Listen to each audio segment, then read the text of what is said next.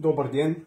Даден е правоъгълен триъгълник с хипотенуза 4 см и лице 2 см. Да се намерят двата ъгъла, означени с червено. Този и този ъгъл. Ще ви покажа един метод, който показва красотата на математиката.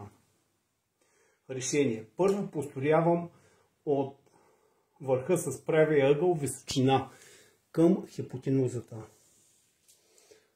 Ъгълът е прав.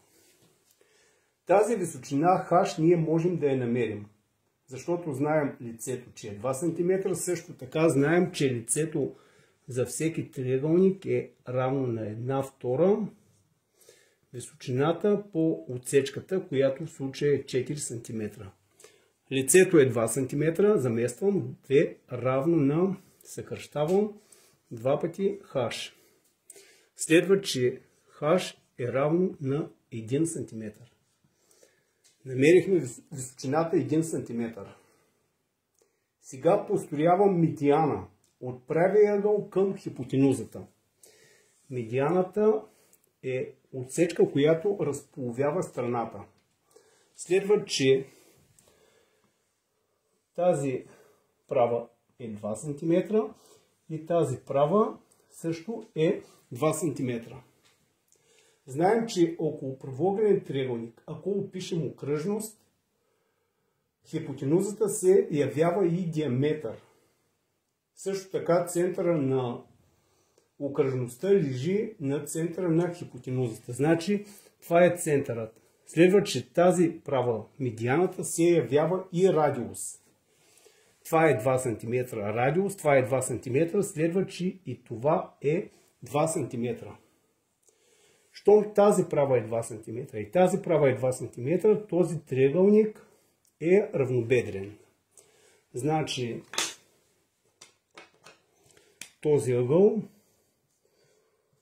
отсветен в червено, е равен на този ъгъл.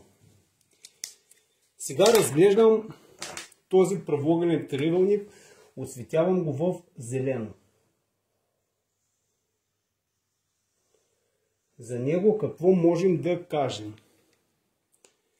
Има катет 1 см, има хипотенуза 2 см. Знаем, че когато хипотенузата е 2 пъти по-голяма от катета, катета лежи срещу ъгъл 30 градуса. Значи този ъгъл е 30 градуса.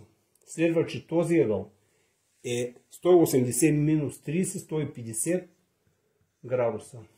И понеже този триъгълник е равнобедрен, следва, че тези ъгли са по 15 градуса. Този е 15 и този е 15. От големия триъгълник намираме и този ъгъл, който е 180 минус 90 минус 15. Този е 75 градуса. Значи ъглите, които търсихме, са съответно 75 и 15 градуса.